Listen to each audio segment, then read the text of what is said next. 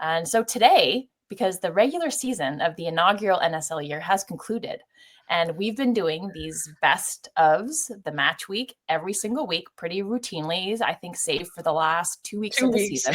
The last 2 weeks we kind of failed. Sorry, everyone.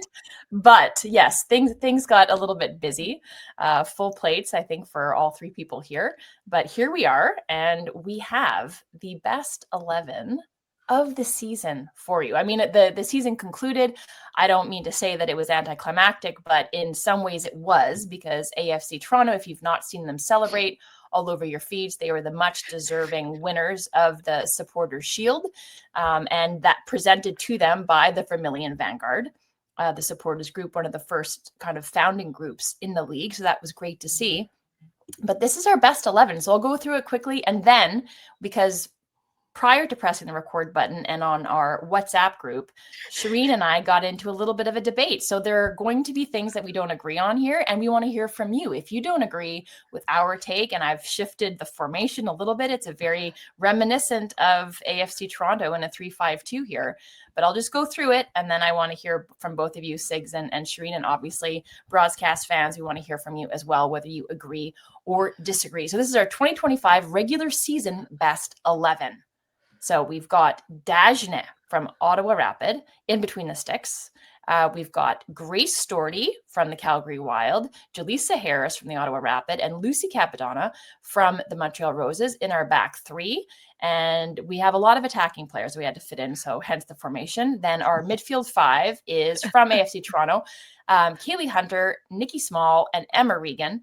And then from the Calgary Wild, Maggie Doherty-Howard, MDH herself, Holly Ward from Vancouver Rise, and a front two of the Golden Boot winning award, or the Golden Boot Award, in DB Pridham, 18 goals on the season, is up there from the Ottawa Rapid, and Esther Okoronkwo, another representative from Supporters Shield winning AFC Toronto. So, Shireen, would you like to kick us off here? Actually, I'll mention the bench too, because lots of notable people left off and honorable mentions, because they're just 11 wasn't enough, I think, to acknowledge great performances across this inaugural year. So we've got Scott from the Ottawa Rapid. Jasmine Spencer from Vancouver Rise. Quinn also from Vancouver Rise. Colby Barnett, incredible, going up and down that flank for AFC Toronto. Lisa Pechersky, who for me is maybe, as you say in French, a coup de coeur. I just adored her this season for the Vancouver Rise. And Annika Toth, goalkeeper, 23 years old, first professional year, incredible. And maybe a shout out to Morgan McCaslin for the Vancouver Rise, who faced a tremendous amount of shots and won the Gold Glove because she had the most clean sheets. And we will get into this after in terms of awards and the qualifiers for said awards. But Shireen, on you go. Okay, allons-y. Here we go. Hear me out here. And I started reflecting, Amy. I also really like and think, and there's not enough, Sarita Thurton and Jordan Bokum. And I'll tell you why. Because I think backline, particularly after Michaela Moore was injured, I thought Jorian did really well holding backline together. I really thought that there was some unexpected elevation in leadership, and that we saw at the end of the season. Sorry to interrupt. Jorian Bokum, yes, holding together the backline or breaking down opponents' backlines. Yes, sorry, but sort of both, right? Like yes, no, yes. What you're saying, or like leadership. Okay. Because I think she's versatile and I like her, and she adds an element of, we have to pay attention to her. And we talked about this, and I think on a call with Marco Milanovic, that he was aware of her presence on the pitch and like drawing from some of the things that coaches have said and who they keep an eye on. I just wanted to name those two particularly because I thought they did well. And I love this lineup, and I agree with Signa Butler. And I agree with Amy Walsh on this. I do have one amendment. It could be a hot take. I would, I kind of feel a bit, shy saying it. Me, shy? I actually think that Boychuk should replace Ward. I know they don't play the same place, but I do think if we're looking at this season holistically, just pause on the stats for 1 second while I talk this out. In terms of leadership, Boychuk came galloping out of the gate during the season. I think the presence, yes, in terms of consistency, dip down. and the last third of the season. However, her presence, her just her vibes, if I can say that. I do think Holly Ward has an extremely bright future, and I think is needed in certain places in her role on Rise and even on the senior team. Absolutely, the national team. But for this and for this league, Boychuk, I think, deserves to be here. And I might get attacked for this, and I'm sorry, but I'm not willing to change anyone else except maybe Capadonna. I don't know. Would be my argument that I think Boychuk deserves to be on this list. Sigs, I have things to say as a response to that. I think that you make Please, it you respond all first. valid points, but you go, Sigs. No, I think, well, if you're hot to the button on a reply, Amy, reply quickly. Okay, so for me, I agree with this 11 because we talked about this 11. So obviously, I initially had like in full disclosure, I initially had a 4-4-2, with Jasmine Spencer on the left flank and tossing between Capadonna and Scott for that other spot in the center back role. And because Scott missed a couple games, we love Scott, as everybody knows on the show. Mm-hmm. So the red card was the red card. Let's just forget about that. But yeah, and that's not why Scott is not on this list. 100% not. But Capadonna, because of being like Scott, a first-year pro, holding down that center back role, I think had a little bit of some inconsistency this season, but I think for the most part, when you're coming out of like NCAA and you make an impact the way that she did on the back line for Montreal with she had a rotating back partner for a little bit of the season as well, in Julia Lees, and then Steph Hill, I think Steph Hill was probably, if you were to name a most improved player in the season, I think 1000% it's Steph Hill. I wouldn't be surprised if Hill, who is the second leading scorer for the Roses with 5 goals, would be in somebody else's best 11. And you can make a case for her belonging on that back line. Yep, 100%. And just like if I go through, like, I think Grace Doherty from the start of the season, in talking with Lydia Bedford, this was a player that a lot of teams were after. And you could see why. The durability, I believe if she's not the tackles leader, I think she's the tackles leader. If it's not her, it's Nikki Small, I think. Actually, no, it's Doherty. They kind of went back and forth, I think. I think right now at the end, it's Doherty listed in the stats. Doherty, tackles leader in the NSL. I mean, what can you say about that sort of trifecta of attack for AFC Toronto? Nikki Small, Kaylee Hunter, Okoronkwo on the weekend. Oh my goodness, against Montreal. What a performance from Esther Okoronkwo. Emma Regan holding it down. MDH, probably for me, I think Maggie Doherty Howard's the midfielder of the year this year in the league. No disrespect to anybody else, but I really, for what she does offensively, but also like she can slide in defensively when she needs to, constantly moving on the pitch. Just the type of player, like, I don't know. I'd love to be that type of player. And like, Ward, I've talked about everybody, but like, yeah, I think Ward, I was actually debating whether to have Ward up front versus, who was my person? Oh, cause I had Kaylee Hunter, Okoronkwo, and Pridham up front. Yep. So Ward was on my bench initially, but I agree with this lineup. And then DB, I mean, have you seen a goal scorer like this? Can she be DB more clinical? No, she can't. Amy, I love it. Jazz Can I just add in? I love Jaleesa Harris here. I think that's a really well-deserved nod. I figured we have loved MDH for a long time, who I like to call Meggerty in our broadcast meetings. You might not love it, but it's affectionate. But it's affectionate because the consistency there. I love consistency. I just love it. And I think the show up and the respect for the grind, and sometimes the grind doesn't always mean attention for goal scorers or assists, but those who move the ball and who are the engines in the machine, I think is really important. So I love this 11. I love the bench too. I told Amy, I said, I think the bench was Quinn spot would have been on. a starter for me. Quinn would have been a starter for me. Like, had they not had injury issues this year and injury, the consistency in the back half of the season, Quinn is dangerous. 100%. And what a linchpin in the midfield. So 100%. And we love to see it. We love to see. And they got player of the month or player of the week for sure. I think it was player of the month last month. Player of the month. And just love that excitement because there's such a certainty with the way they play. And there's just something lovely to watch. And like a lot of the people too on this they're new. First professional contracts are Kelly Hunter 17. But like you said, and for Toth, I told Amy that I think if we were awarding things, Toth should get most improved player to recognize an award, but also being 23 and thrust into a starting position when McLeod got injured. And the amount of saves, and a lot of people don't know this, although McCaslin got Golden Glove, Toth and she were tied for amount of saves, if I'm not mistaken, right, Sig? Because we were talking about that. And I'm super, super, super proud of like Annika. I think stand-up person. We didn't get a selfie with her because I think Tides were kind of rushed off the pitch while we stayed taking photos. She's our one selfie regret. Yeah, which hopefully she might be at the final, and if we see her there, we can grab her.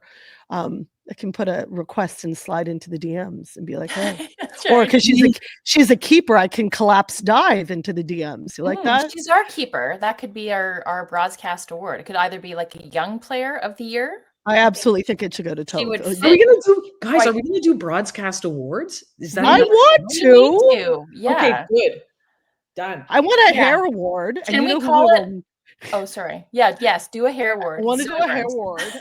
I do love Jasmine Spencer's proofs. Yeah, love that. Or yeah, absolutely. I do love that. Yeah, we can keep who I'm not giving it to into our chat group, but that's okay. Tell us what awards you want us to award. Oh, well, I mean, immediately just off the back of what Shireen was just saying, two come to mind. So one is a young player of the year. So it could either be, I think, Toth, it could be Hunter, but Hunter might be, yeah. I mean, you have to figure out how you're qualifying that, like who would be eligible, like, like the league's rookie of the week. It's the inaugural, everybody's a rookie of the week, right? Like, so like, I felt like that was a little bit of a misnomer. But a keeper, right? The broadcast keeper, like who's a keeper? It doesn't necessarily have to be a goalkeeper.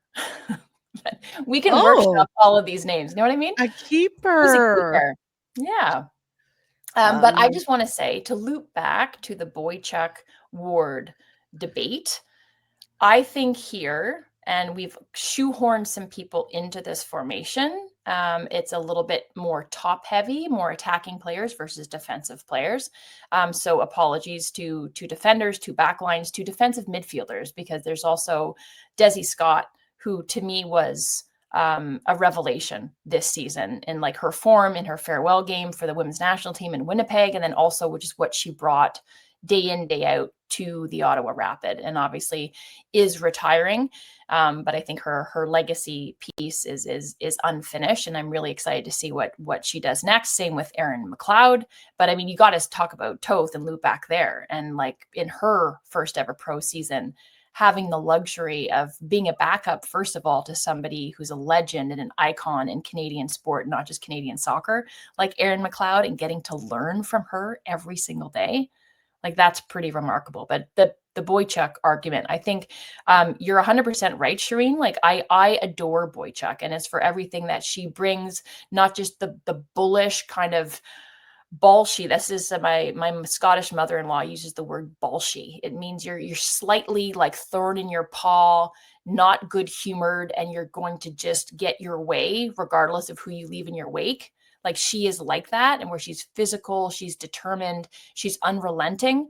And she does that on the leadership side as well, which I really do like about her. But I think if you're looking at the best front runners in this league, I think here we've gotten creative. And so we have 4 of them. But I don't think Boychuk, you could make the argument between she and Ward, but does she displace Pridham, Okoronkwo, or Hunter based on stats or impact or goal contributions? For me, the answer is no. And that's why she didn't make it. But I love what she brings to her team. And Megan Sauvé is another. I think that she is maybe best utilized on that team further back, the way that she played in Europe, where she's more of a fullback. We could do like a starting wing back 11. and a more creative force, because she didn't lend them that spark going forward. We could do a starting 11 of leadership too, in which we would see a very different, I think in some ways, a different starting 11. Interesting, like the Iron Squad. I like Bilbo a lot. I like Charlotte Bilbo a lot too. But she doesn't replace DB or Okoronkwo. Like, you know what I mean? Yep, and it should be noted, because the league awards was obviously the Golden Boot, so that's Pridham's going away with it, right? 18. And then there was the best goalkeeper, and that was based on the amount of shutouts for McCaslin. I think defensively, how the fragilities that I think that Vancouver showed, especially after that 8-game unbeaten run, or sort of before and after that, the back line, just too many vulnerabilities, I think there led her having to kind of save their bacon on multiple occasions. So I think that's why her stats were maybe ballooned that way, but they have to be doing something right when they're firing on all cylinders to get all those shutouts. So credit to her. But then what I was about to say is Okoronkwo, 7 assists, leads the league in that regard in terms of playing provider, which we saw her do for Nigeria, for the Super Falcons. And I actually wanted to pull that up. So this is ESPN Africa's post. I think it was on Twitter. So WAFCON champion with the Super Falcons, NSL Shield winner and assist leader for an individual award for AFC Toronto, and CAF Women's Player of the Year nominee. Esther Okoronkwo has had a huge 2025, and she really has. It's been really impressive to watch, and really cool to get to know her as a player more intimately than, say, I did prior to kickoff this year. And also watching her confidence emerge in a specific way. I mean, I love WAFCON for many reasons, but watching her come back and just exude, there's almost an ease to the way she plays and a familiarity she has with the ball that is like, oh yeah, we're doing this. And it's really joyous to watch, and like the creativity and the style of play. And watching her and Hunter together has actually been one of my favorite things. I mean, I think AFC Toronto's wildly talented. I really do. But also watching them and the fun they had while playing, the joy that they brought, we don't always see, because like there's a grind and there's a certain focus and a drive, but that fun is something that is really special and unique and not easily achieved. So I do love that shit. So yeah, Esther is probably one of my faves in the league, I will have to say. And it's great because like a lot of times you have dueling strikers up front, right? People fighting for goals, or people fighting for notoriety. And I didn't feel that within that team, within that partnership up front at all. No, it was both of them elevating each other, right? And the collective, 100%. Was there anybody else that we've not mentioned that you guys wanted to get to? Did I mention Sam Chang? We didn't mention Sam Chang. I was just about to say Sam Chang. Yeah. Again, Sam Chang started off the season injured, so like we didn't get to really see her run of form until recently. And again, like talking off the record to a couple of players over the last couple of weeks, and we'll probably talk about this in the preview for Vancouver, was that the Vancouver midfield is very intimidating. Very intimidating. And now that they're all healthy, you know, Quinn, Chang, Stanton, yeah, that trifecta is pretty intimidating. Yeah, well, actually, right now, for me, I think if you're Enya Heiner-Muller, your midfield is actually Quinn, Chang, and Paczurski. And then you've got Ward, DiFilippo, and Abdu up top, in my opinion. So 4-3-3 is what you're saying. Yep.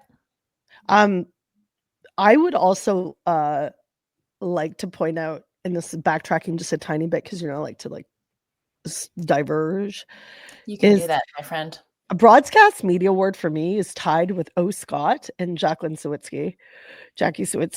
That's what I would do, because I've actually really, really loved those interviews, and they've stayed with me for this Okay. entire thing. So we get to work broadcast wise, we get to work and see people pitch side, hear their interviews, do this and this and this. And of course, the queen of it all, like the Rena, is Erin McLeod, because like she's just fucking awesome. Yeah. But for that, two players that I got to know more of this year through this league were Olivia Scott and Jackie Sawicki, who I'm absolutely delighted by them. And I wish Sawicki was great. I loved her on our show, and Lisa Pachurski as well. I think I missed the Pachurski interview.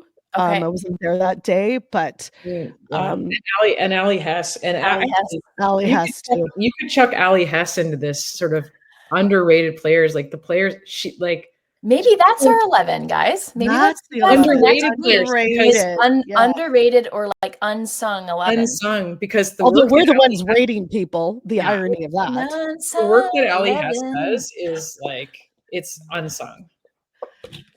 Yeah, because like early on it was Bilbao and how much she was pulling the strings from a deeper lying playmaker perspective. And I think she can still be impactful that way. But then again, fitness kind of got in the way, durability. But the one constant for me with the Roses, that's maybe tied between she and Sauvé, but it was Allie Hess, especially down that spine. And obviously Lucy Capadona and the change between, you know, the injury to Lee's and then kind of the rise and the emergence of Steph Hill.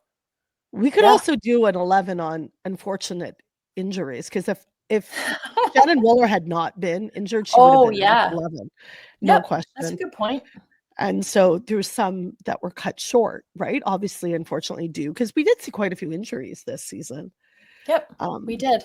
Okay, let's move on, because I feel like we can do this, you know, for the better part of an hour, like just go through like honorable mentions. But one that we didn't talk about, who was in a lot of our 11s, was Hayley Whitaker for the Roses. So for me, just misses out on kind of that mention on the bench, and also Chu as a fullback position, both for consistency, service on dead balls, and just kind of her tactical acumen and what she lends that team. And I think Sigs, maybe you and I were having this conversation offline. For Ottawa, we were talking about, you know, playoffs. And I think that was your point, Shireen, maybe Boychuk kind of finding that spark again for the attack. Mina needs to do the same thing for Ottawa. I think was very impactful early on in the season.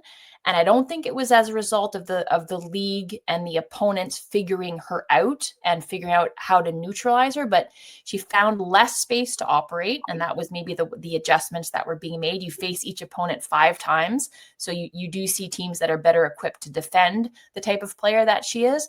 But I just think she still has it in her locker to be more influential for them. And I think that they need her to be versus Vancouver. Yep. Agreed. All right. Before we move on from this, I'm just going to take our best 11 off. If I can figure out how to do it. I wanted to ask you guys, and I'm springing this on you a wee bit. If we had to award, and this is not necessarily a broadcast award because we'd have a more clever, witty name for it, but if the league were to give out a coach of the year right now for regular season, who would you give it to? Oof. So I would get, can we have a broadcast sound effect award? Because it would go to Signa Butler. Sigs has the best sound effects going. 100%. Yeah. You don't necessarily hear them on the air, but sometimes you do. But sometimes you do. Well, Sig and I went to the last Halifax Tides regular season match in the Wonders Ground. It was my first time there, and we had a great time. We did do a collaborative TikTok about it, so please go check that out on our Instagrams and and subscribe. I'm just kidding. No, like and subscribe. But I asked her while we were standing there, because I've seen Kenzie Lalonde and Claire do this. Hannah? Our friends Claire Hannah do this and be like, so Kenzie is in the stands, but we'll be live broadcast. I'm trying to get Sig, and I've asked her like twice, and she's like, no. And it's hilarious because she thinks that she's watching, she's thinking in play-by-play. I know you're thinking in play-by-play, but she's so composed. I'm like, just give me one little thing. Cause like I'm like, my sound effects. I'm just screaming essentially, which is why I don't do play-by-play or color commentary. It'd just be me screaming. And shout out to our producers at CBC Sports who do our show. Cause while you guys were commentating, I'm watching from the boardroom and I'm like screaming into their ears as I'm watching when something happens. So thank you to you guys for putting up Rhonda, Sunny. Okay, Coach of the Year, Shireen. Oh, God. How did this even, like, where did this tangent go? You know why? It came from me talking about broadcast, but while we were there, honorable mention is also coincides with best dressed, which would be Katrina Peterson for me. Oh my goodness, that has to be an award. Okay, I'm gonna do like a whole thing for it. I feel like we've embarrassed her enough because we've asked her like multiple times about her outfits, which is like, I know, like, but I was like, the men's managers get asked about their outfits too, so it's not a like this question. I know somebody who wrote a PhD thesis on Gareth's vests. The coach of the manager of the English team.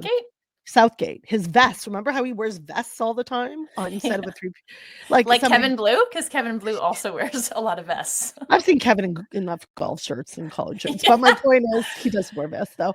A thesis on this. So for me, it would be Katrina because of the way that the rise of the Rapid has been one of my favorite storylines because Ottawa was initially a team that people slept on. And I think some of the smaller markets like Calgary, Halifax, and Ottawa don't get the shine that the bigger cities do. And this is something that we've heard on and off the record from various players and people associated with teams and managers, whatever, in management. So for them to come up that way. Also, her pants last week at the match were stunning. They were like this sheer it's like a disco outfit. She was wearing like disco pants, and I said to her, they were disco pants, like they were just shimmery, and she had a matching top on, she had a coat on, but she was wearing like runners. But she's just effortlessly standing there in like ombre silky pants, and I'm like, okay, Katrina, okay, and effortless. Absolutely. And there's a confidence, and that was the night where 2 Scandinavians scored, so it was Scandinavia's scoring night. And then we had a fun moment with Susanna Halland, she's a gem. She's on my 11 keeper. She's fabulous. And she came up to us and shook our hand very intentionally like this, and is just a spectacular individual, really interesting and smart. And so smart. And that is also to be in a place that fosters that and encourage that individuality is something I will give a nod to for Katrina Peterson again. To have a team that is so unique as players individually and personalities, but to be cohesive as a unit.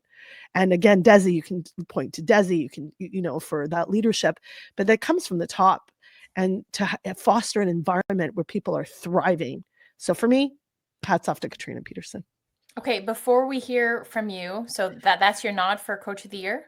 Yeah, 100%. Okay, I love it. I just want to go back for a second. I'm not going to pull it back up, but I had issues and we had discussions about goalkeeper of the year, or the broadcast, who we deemed to be our goalkeeper of the year. I think that the goalkeepers who shone, in whether it was shot stopping or like saves of the week, also had howlers, were equally guilty of poor moments where they cost their team. And then you also had a duo like in Montreal, where you had the sharing of the gloves, where you had Karpenko, and you also have Gabrielle, what's her last name? Lambert. Thank you. I don't know why I just blanked on that. Sorry, Gab.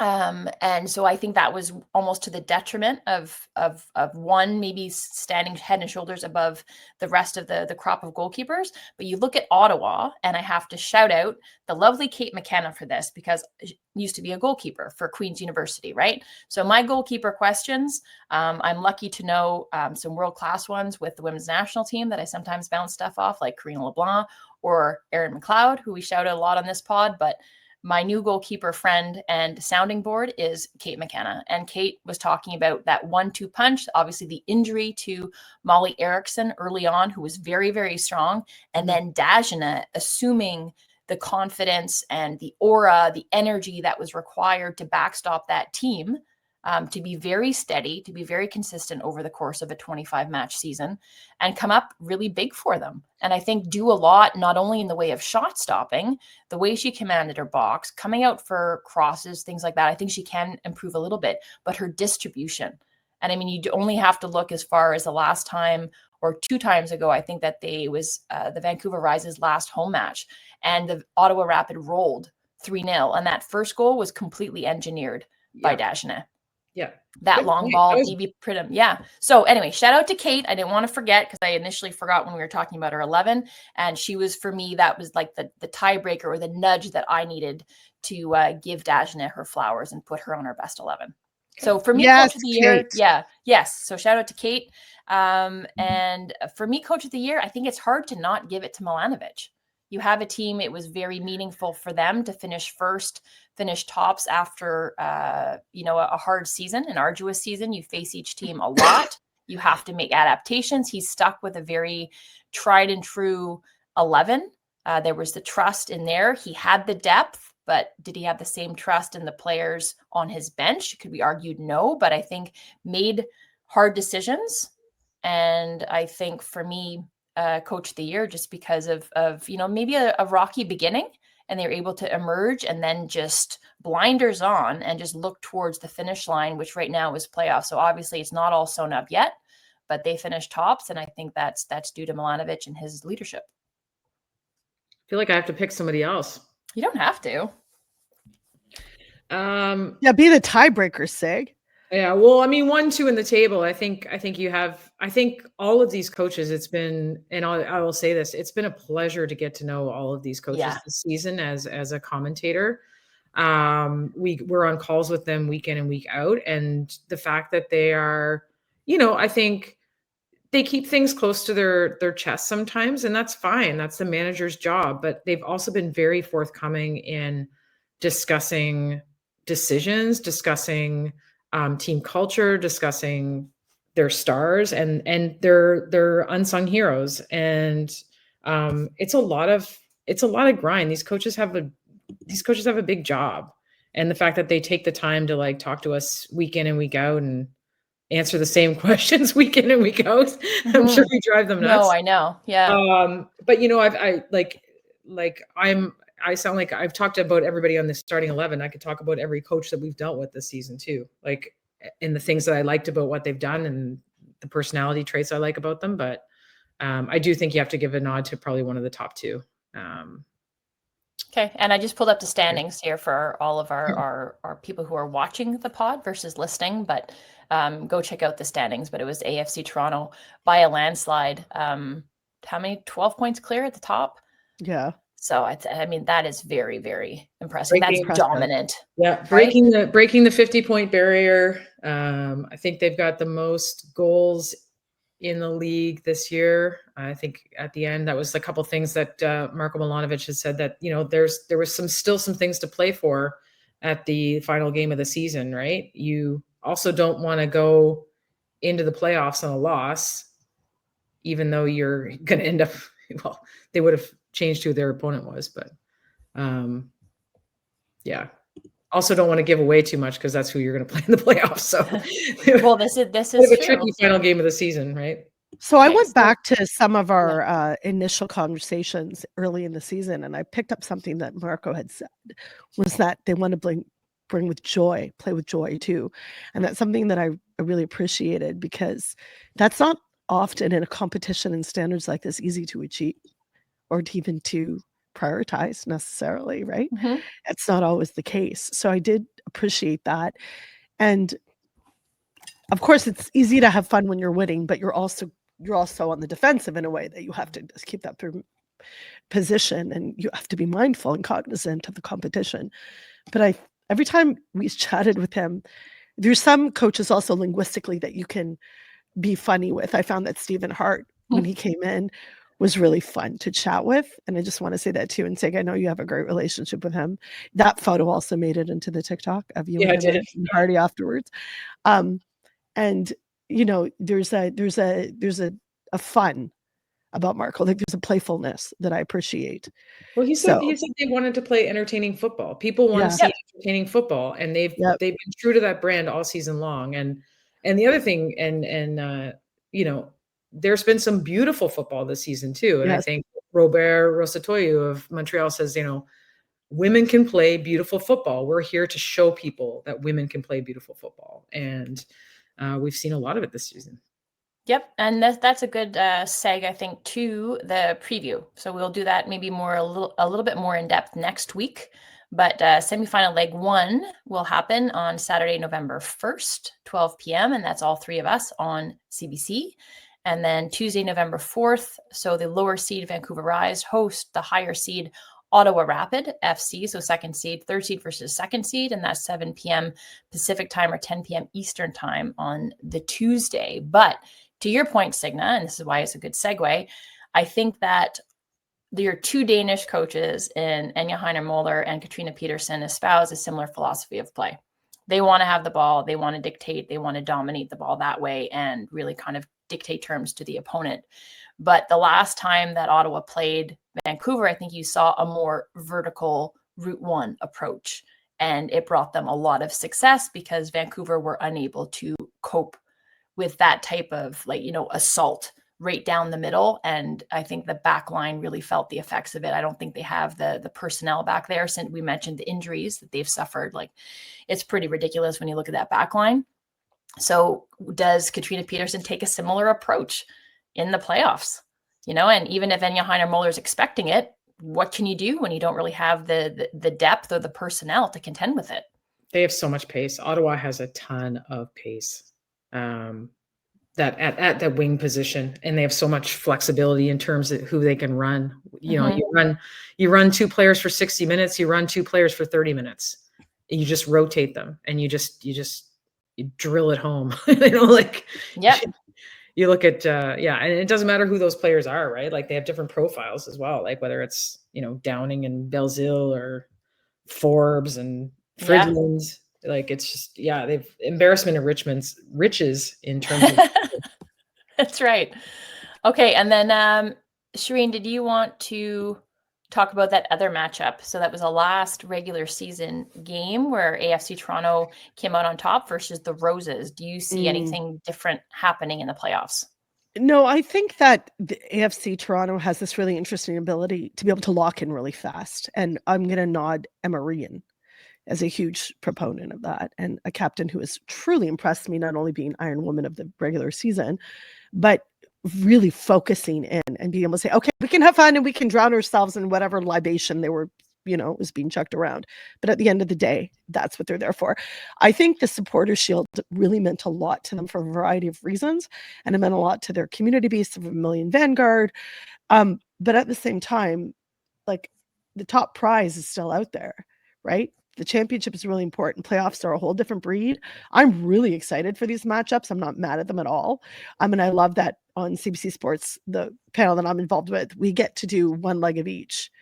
So we get to do the first part of Roses and Toronto, and then the following week we'll do. So I love that we get, actually, it's kind of weird because normally you would prefer to have the same, you know, sort of matchups, but I'm excited about that. I love the Scandinavian coaches. I love the story about them, that they're friends in the competition. They go for walks together.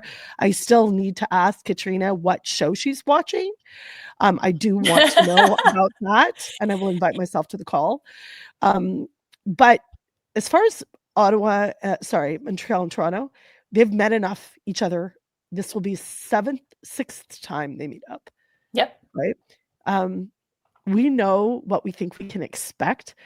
I would love to see some kind of wild creativity come out for this and see what happens. I don't know what that means, but I feel like Robert Rosatoyu has that capacity to be creative in a time like this. And Montreal has nothing to lose here at all. Mm-hmm. So I'd be really interested to see what happens. I think we know how AFC will come out strong, like they always do. I'm not saying they're predictable because I do love a little bit of the fun play that they have and the creativity in playmaking. But at the same time, we've talked about the striking duo up top. We know where it's going. We know who it's getting passed to. Like, I like to see a little bit of disruption and shakeup and fun. That's what I want. And either way, I'm thrilled. I'm excited we're here. I can't believe the season is over. Like, that's wild to me because it's a long fucking season. So, but I'm excited for the next part. But speaking of long seasons, just throwing this out there, it's the international break right now and teams are training, but there's also a lot of players on AFC Toronto that will be overseas with their teams. So, whether it's Sierra Cotillard, Kaylee Hunter, Emma Regan, Esther Okoronkwo, all traveling internationally, coming back against a team like Robert Rosatoyo's team. Rosatoyo's at a very organized team all year. They have a clear identity. They have a lot of players with knocks right now. So I think this gives them 2 weeks to heal up and see how, they didn't play. There was 5 players that didn't play on Sunday. So including some big ones like Boychuk and Cherem. So, and Bilbo. So you're going to have, And I do want to thank FIFA for organizing an international window that coincided with my illness so I could recover before my guest. Thank you. Whoever decided that. Thank you. Worked out. Yeah, that little wrinkle that you mentioned, Signa, using that time, because I think, if I'm not mistaken, Montreal's sole international sort of representative and a player that's going to be active for their national team is Boychuk, right? I think so. If her paperwork's all done. And Karpenko wasn't called up this window. No. So yeah. So it's about, just to kind of to loop everything back in with the NSL season and these matchups looking forward. It's the travel piece. So it's Ottawa gets pitted against Vancouver. How do both teams cope with the travel and the distance and the wear and tear on their bodies there? And then for Montreal, yes, the creativity, but it's been dormant as it pertains to their attack. So their coach, their gaffer, can be creative.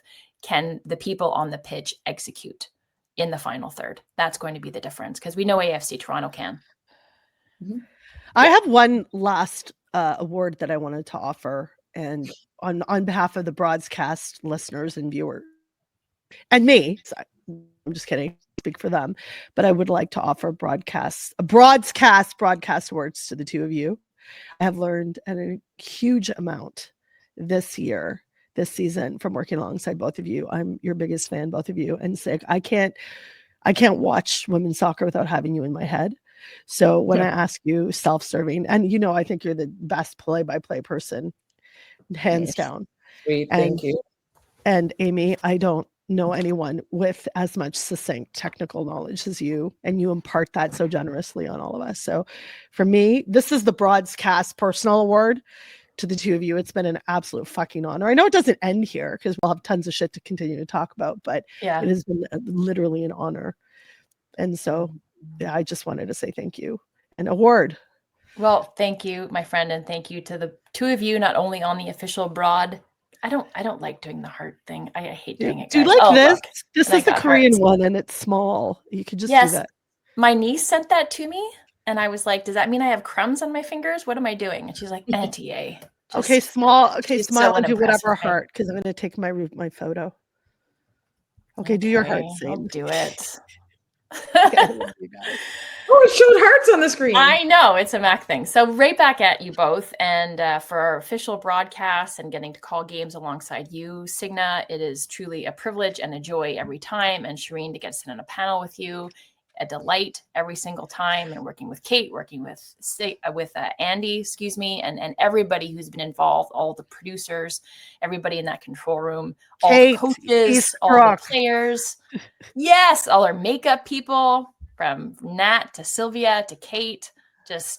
Anyway, we still have playoffs, but I want to thank you both for doing this every single week, because your voices are hugely meaningful and impactful in the sporting community, in the soccer community, but more specifically the women's soccer community. There are not enough voices attached to this league and to this sport, and it's important to amplify the voices that are, and you guys do it brilliantly. And thank you so much for showing up every week, because it's a privilege and an honor. I love it, Amy.